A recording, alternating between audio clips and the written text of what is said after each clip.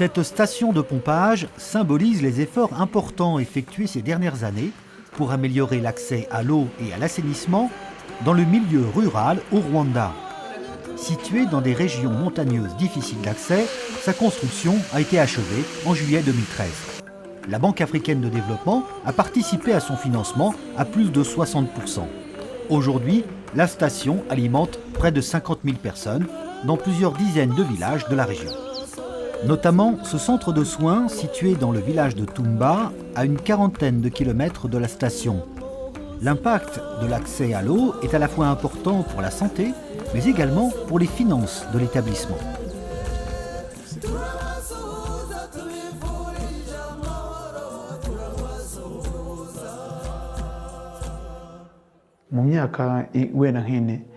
En 2010, les maladies liées à l'eau occupaient la seconde place des maladies ici au centre de santé à Tumba.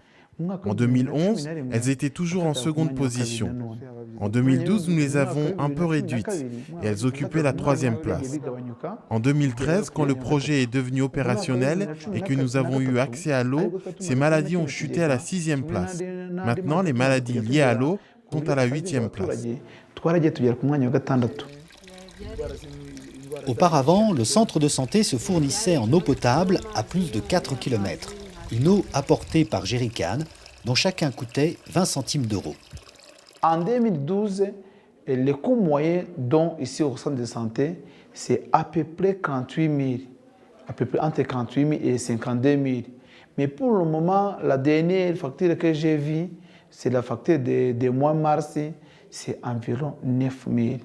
Voilà la différence. Au total, avec un accès au réseau, la facture d'eau a baissé de près de 50 € chaque année.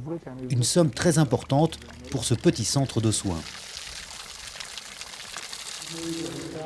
Si la construction d'infrastructures est la partie la plus visible du projet, une autre activité est moins spectaculaire, mais tout aussi importante, l'éducation et la sensibilisation.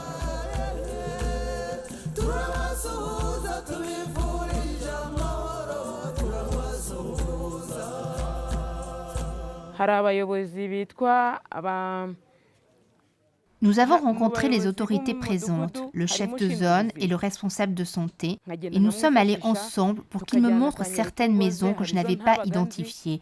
Et nous avons commencé à sensibiliser ensemble la population. Nous avons vu que certaines personnes étaient bien formées, mais d'autres pas du tout.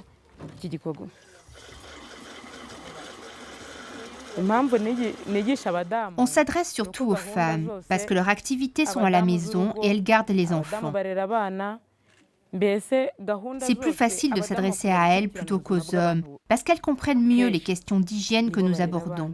Elles sont plus concernées parce qu'elles protègent la famille, particulièrement les enfants. Les femmes apprennent à gérer l'eau, l'entretien des récipients utilisés, les possibilités de stockage ou encore les différents modes d'utilisation de l'eau potable ou celle utilisée pour le lavage ou la cuisine. Avec un accès facile et régulier, les femmes doivent changer leurs habitudes sans pour autant négliger des précautions élémentaires pour éviter des contaminations. On leur explique comment se laver avec de l'eau de bonne qualité pour assurer une bonne hygiène du corps et des mains. On explique comment laver les vêtements et comment utiliser les toilettes et les nettoyer. Comment se laver les mains en sortant des toilettes et aussi l'utilisation du savon et de la pompe à eau. Les toilettes doivent être toujours fermées et nettoyées à chaque fois.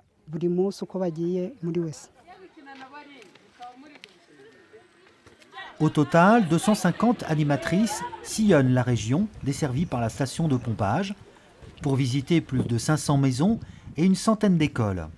Les formations concernent autant les bonnes pratiques pour se laver les mains que la gestion des latrines. Les jeunes filles sont les premières à bénéficier de ces mesures. Le manque d'hygiène et la peur d'attraper des maladies les empêchaient d'aller à l'école. Sans compter que les corvées d'eau quotidiennes se déroulaient le plus souvent pendant les heures de cours.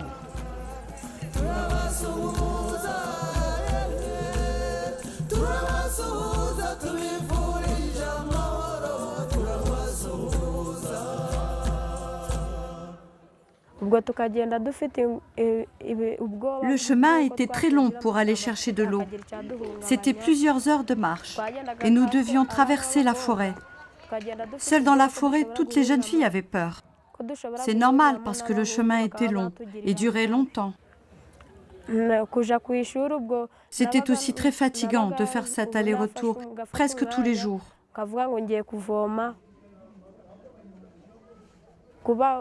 Souvent, nous allions chercher de l'eau. Alors que c'était le moment d'aller à l'école, on ratait des journées entières à cause de cela.